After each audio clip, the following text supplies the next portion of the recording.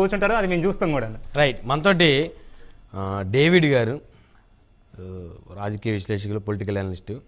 ఒకసారి సర్వే సంస్థ డేవిడ్ గారు. హలో. డేవిడ్ గారు, మీరు లైవ్ డిబేట్లో ఉన్నాం.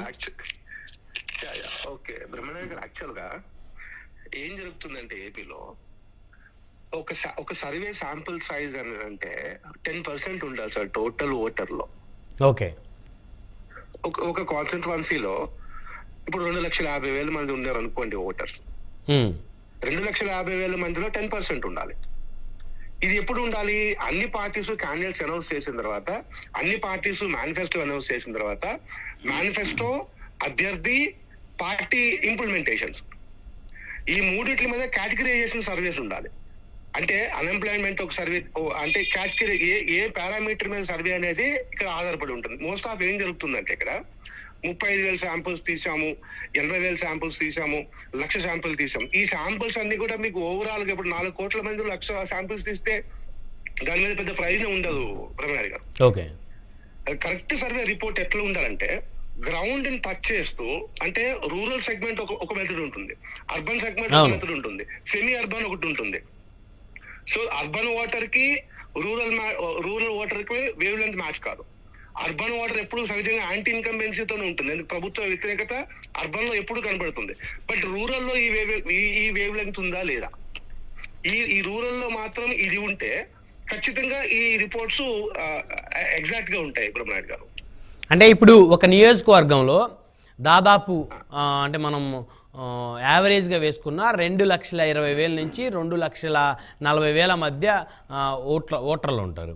సో ఇందులో 10% కంపల్సరీగా శాంపుల్ తీస్తేనే ఆ నియోజకవర్గం ఎవరి వైపు మొగ్గు చూపుతుంది, ఏ పార్టీ వైపు అనేది మనం తెలుసుకోవచ్చు అంటారా? ఎగ్జాక్ట్ రిపోర్ట్ వస్తుంది మీకు. మినిమం 10% శాంపిల్ తీసుకోవాలి. మినిమం 10%. ఇది ఒక సెఫాలజీ స్ట్రాటజీ సార్. అది ఓకే, ఒక సెఫాలజిస్ట్ చేయాల్సిన వర్క్ ఏంటంటే మినిమం 25,000 శాంపుల్స్ కలెక్ట్ చేయాలి. అంటే ఇది ఒక రోజులో 2 రోజులు అయ్యే వర్క్ కాదు బ్రహ్మనాయుడు గారు. ఒక శాంపుల్ కంప్లీట్ చేయాలంటే minimum 1 month to 2 months time పడుతుంది. ఓకే, ఈ 1 month 2 months తర్వాత ఈ ఓటర్ అదే మూడుతో ఉంటాడని గ్యారంటీ లేదు. కానీ most of the voters already decide అయిపోయింటారు కాబట్టి ఆ డిసైడింగ్ ఫ్యాక్టర్ పోలింగ్ వరకు నడుస్తుంది. ఇప్పుడు ఒక విషయం డేవిడ్ గారు, ఇంతకు ముందు టైమ్స్ నౌ సర్వే చేసినప్పుడు తెలుగుదేశం జనసేన కూటమి కలిసి కార్యక్రమాల్లో పాల్గొంచుకో పరిస్థితి లేదు, యాక్టివిటీస్ ఏం లేవు, ఎవరికి వాళ్ళే చేసుకున్న పరిస్థితి. సో ఇప్పుడు టీడీపీ జనసేన కలిసి సమన్వయ కమిటీలు, సమావేశాల పేర్లతో వాళ్ళ యాక్టివిటీస్ చేసుకున్నారు. సో దానికి దీనికి డిఫరెంట్ ఉంటుంది కదా? ఖచ్చితంగా ఉంటుందండి. ఇప్పుడు వీళ్ళిద్దరూ ఉమ్మడి మేనిఫెస్టో బయటకు వచ్చింది. ఎందుకంటే గోదావరి జిల్లాలో కొంత ప్రభావం ఉంటుంది, గట్టిగానే ఉంటుంది. ప్రభావం లేదు అని చెప్పడానికి ఏదీ లేదు. ఏ పార్టీ కూడా తీసేసి ఇది జరగదని చెప్పడానికి లేదు బ్రహ్మనాయుడు గారు. వీళ్ళిద్దరు కలిసి కంబైన్డ్ మేనిఫెస్టో అనౌన్స్ చేసి, కంబైన్డ్ మేనిఫెస్టోలో ప్రజలకు వెళ్ళిన తర్వాత ప్రజలు ఏ విధంగా రిసీవ్ చేసుకుంటారో దగ్గర నుంచి స్టార్ట్ అవుతుంది.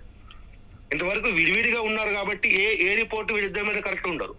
ఈవెన్ ప్రభుత్వం మీద కూడా కరెక్ట్ రిపోర్ట్ ఎప్పుడు వస్తుంది? ఇప్పుడు సీఎం గారు బయట జనాల్లోకి వచ్చి పబ్లిక్ అడ్రస్ చేశారనుకోండి, ఒక రెస్పాన్స్ ఉంటుంది.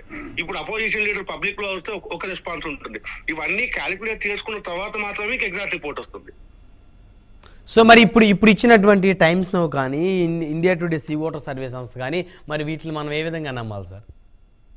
ఈ సహజంగా దీన్ని ఏమంటామంటే వేవ్ లెంత్ క్రియేట్ చేయడం సార్. అంటే ఓటర్ మైండ్ ని డైవర్ట్ చేసే ఒక ప్రయత్నం జరుగుతుంటాయి సహజంగా పార్టీలో. ఇవన్నీ కూడా ఇస్తూ ఉంటాయి. అంటే ఏ పార్టీ అయితే అధికారంలోకి రాబోతుంది అనేటువంటి ఇండికేషన్ వస్తుందో, కొంతమంది పీపుల్స్ అధికారానికి దగ్గరగా ఉండే పార్టీ వైపు వెళ్ళే అవకాశం ఉంటుంది కాబట్టి, సో ఆ పీపుల్స్ని అట్రాక్ట్ చేయడం కోసం ఈ విధంగా సర్వే సంస్థలు అంటే రాజకీయ పార్టీలు సర్వే సంస్థలతో కుమ్మక్కై చేసే పరిస్థితులు ఉంటాయా? మెజారిటీ అదే జరుగుతుంది సార్. ఎందుకంటే ఆ వేవ్ లెంగ్త్ మనం కరెక్ట్ గా చూడడానికి, ఇప్పుడు ఒక పార్టీ ముందే గెలిచేస్తుందని చెప్పడానికి, ఇప్పుడు ఇంతవరకు ఎలక్షన్ మూడ్ అనేది రాలే ఇంకా ఏపీలో. అవును, ప్రజలు ఇంతవరకు అసలు ఏ మేనిఫెస్టో ఏంటి, ఏ విషయం ఏంటి, ఏది అనేది ఇంతవరకు డిసైడ్మెంట్ రాలేదు.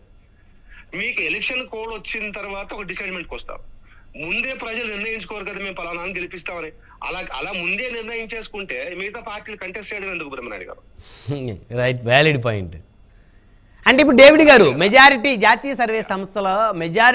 సర్వే సంస్థలన్నీ కూడా జగన్మోహన్ రెడ్డి గారు ఆంధ్రప్రదేశ్లో ముఖ్యమంత్రి కాబోతున్నారని చెప్పేసి చెప్తా ఉన్నాయి. సో దాన్ని నమ్మాలా ప్రజలు ఎలా? అంటే దాన్ని ఎట్లా అంటే ఏ పారామీటర్స్ తీసుకున్నారు వీళ్ళు? అంటే ఇప్పుడు చేస్తున్న ప్రభుత్వ పథకాలు మాత్రమే పారామీటరా, లేకపోతే ఏ parameters, development parameter, unemployment parameter, తర్వాత గ్రోసరీస్ పెరిగిన పారామీటర్స్, చాలా పారామీటర్స్ ఉన్నాయి బ్రహ్మనాయుడు గారు. ఇవన్నీ తీసుకుంటే నెగిటివే వస్తుంది కదా ప్రభుత్వానికి. మీరు చెప్పిన నిరుద్యోగం ఉంది, గ్రాసరీస్ పెరిగిన పరిస్థితి ఉంది, డెవలప్మెంట్ లేని పరిస్థితి ఉంది. ఇవన్నీ ఈ పారామీటర్స్ తీసుకుంటే ప్రభుత్వానికి అనుకూలంగా ఎవరో కూడా పబ్లిక్ చెప్పే పరిస్థితి ఉండదు. నాకు ఉద్యోగం రాలేదు అయినా సరే నేను వైఎస్ఆర్సీపీ కోటేస్తాను అని ఎవరు చెప్పరు. ఇప్పుడు నిత్యావసర రేట్లు డబుల్ అయిపోయినాయి అయినా నేను ప్రభుత్వానికి ఓట్లేస్తాను, అయినా మేము వెళ్ళే ఊర్లో రోడ్డు బాగలేదు అయినా నేను ప్రభుత్వానికి ఓటేస్తానని ఎవరు చెప్పరు కదా సార్. అదే కదా బ్రహ్మయ్య, నేను ఏం చెప్తానంటే ఈ సర్వే సంస్థలు ఏవైతే ఇప్పుడు వచ్చినాయో వాళ్ళ పారామీటర్ అనౌన్స్ చేయాలి, అప్పుడు మాత్రమే నమ్మటానికి అవకాశం ఉంటుంది. ఎగ్జాక్ట్ గా మేము ఈ పారామీటర్ టచ్ చేసి ఈ పారామీటర్ లో ఇన్ని శాంపుల్స్ కలెక్ట్ చేసాము, దాంట్లో విమెన్ శాంపుల్ సైజ్ ఇంత, యూత్ శాంపుల్ సైజ్ ఇంత, మేల్ శాంపుల్ సైజ్ ఇంత, దీంట్లో ఏ సెగ్మెంట్లు ఉన్నారు, మెయిల్ లో చదువుకున్న వాళ్ళు ఎంతమంది ఉన్నారు, చదువు లేని వాళ్ళు ఎంతమంది ఉన్నారు, రూరల్ సెక్టార్లు ఎంతమంది ఉన్నారు, స్కిల్డ్ లేబర్ ఎంతమంది ఉన్నారు, సెక్టార్ తీసిన తర్వాత మాత్రమే మీకు ఎగ్జాక్ట్ రిపోర్ట్ తెలుస్తుంది. Right thank you.